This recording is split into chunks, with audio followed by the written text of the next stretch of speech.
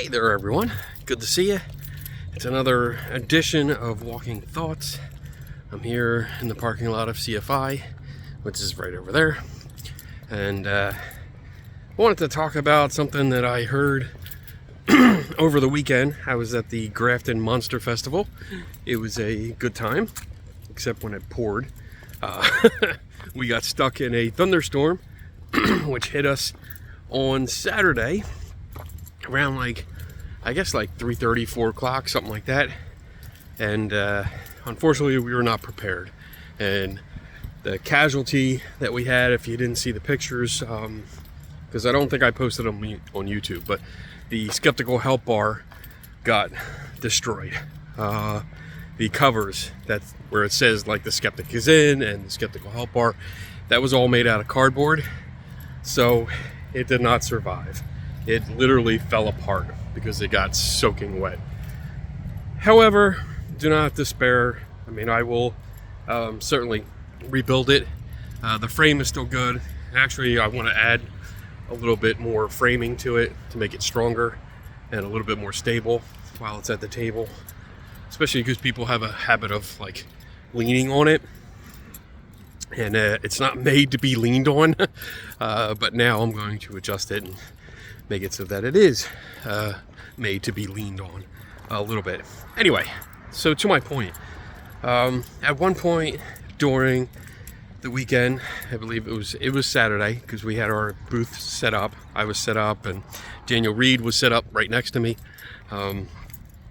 We were having a discussion with someone. Someone came up, and they were talking about how they investigate, and they are definitely more on the believer side. They were talking about how they investigate and how they are also skeptical, and we agreed.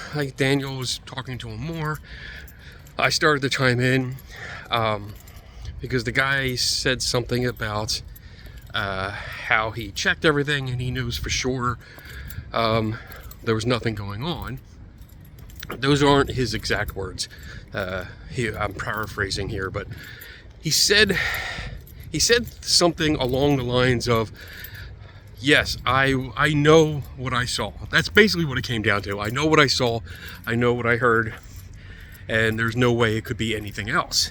And I did chime in saying, well, although we can be sure as possible, because we have the most confidence in our perception, it's easy for us to think that we know exactly what we saw, we know exactly what we heard, even when that's not the case.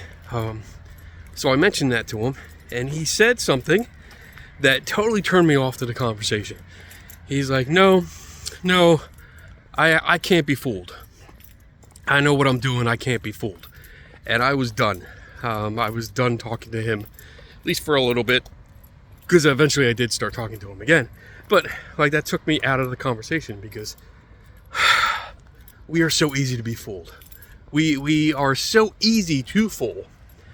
And when you have that overconfidence of, I can't be fooled, that just shows me and demonstrates to me that you are not a good investigator, that you think you know it all, that you think that you are at the top of the game, that nothing can fool you.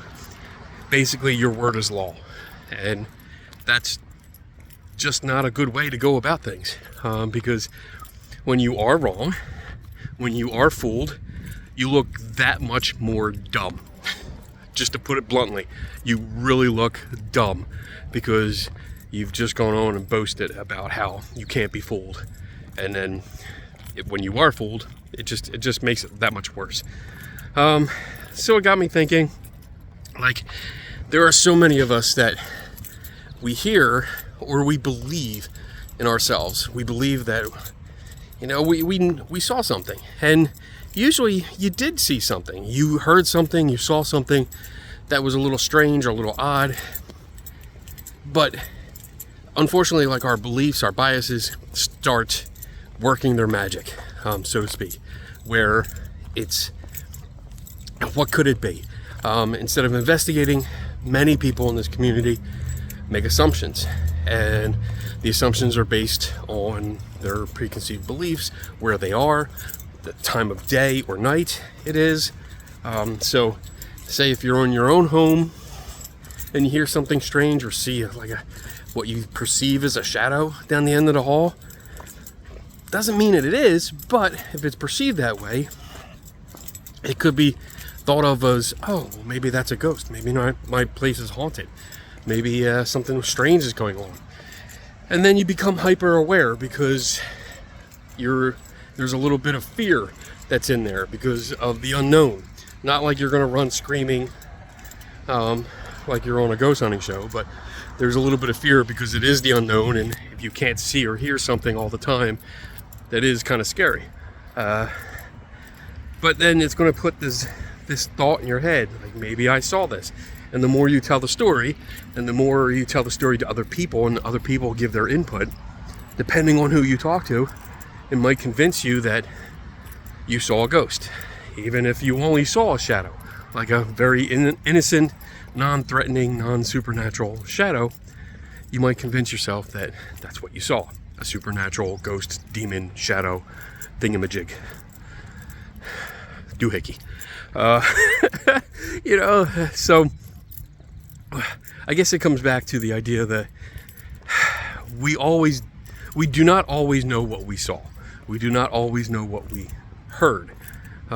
We can be fooled quite easily by nature itself, by other people, by the circumstances that we put ourselves in. We can be fooled. And it's good practice to stop and backtrack. See where you were, see where you are, see what's going on in the environment, see what's going on outside and inside. Where are other people? Did you happen to step on a creaky floorboard that made a noise? Did you creak or step on I don't know why I keep wanting to say creak. Did you step on a floorboard that ran the length of the floor until it was underneath a door, the door frame, which may have caused a door to pop open? I've seen that happen. And it's not necessarily a ghost. It is the person walking there happened to step on a certain spot and it flexed the floor, flexed the door frame, popped the door, it opened. So yeah, in that case, somebody could say, I saw the door open by itself. But it didn't really do it by itself. You did it. You just didn't see the mechanism by which you did it. So always look for other details. Look for alternative explanations. Ask around. Maybe somebody else has an idea, or a thought, or might look at the situation, the environment, the scene of the crime, if you will, and say, hey, I noticed this, I noticed that. What do you think about that? And then you might solve the case. I think all of this winds back to the idea that if, again, we're calling ourselves investigators, we should be investigating, not assuming. If you want to do that, call yourself assumers. I hope that catches on. #assumers. So yeah, I mean, if you're going to assume that everything is a ghost, everything is a demon, then that's all you are. You're an assumer, not an investigator. So, change your job title, update your resume, whatever. Anyway, I wanted to get that off my chest. I talked more with the gentleman, and it was ironic that later on in the conversation, because he did a lot of the talking between him and Daniel, but later on in the conversation, he does say something about people can be fooled. And he said, it was funny because when he said it, he kind of stuttered, and the look on his face was almost like he realized what he was just saying and realized that he was saying it in front of me after just saying that he can't be fooled. And it was a little moment for me, like, that's funny. You just contradicted yourself. But I talked to the gentleman more afterwards. Nice guy, different viewpoints, obviously, but I'm not going to fault him for I'm not going to say he's an a-hole or anything like that. I think he just has his certain beliefs, and I don't think he looks at all angles and realizes that sometimes he's going to contradict himself, doesn't take that into account. I know that we can fool ourselves. I've seen it. I've learned so much over the years, but I still know there's so much more to learn, and I still get fooled. You know, there's still things that fool me. Anytime you watch a magic trick, you know, a good magic trick by like Penn and Teller or something like that, and you can't figure it out, you were fooled. I mean, it's not necessarily a bad thing in that case. It's for entertainment, but you were still fooled. They were able to fool you, and you may not believe that it was actual magic, but they were able to fool you with an illusion that you can't explain. And I guess that's what it goes back to with this whole this whole topic that I'm talking about, not you, but me, that we're talking about, that we can all be fooled. And even if you learn a whole bunch, I mean, actually that's actually a good analogy, because Penn and Teller literally have a show called Fool Us.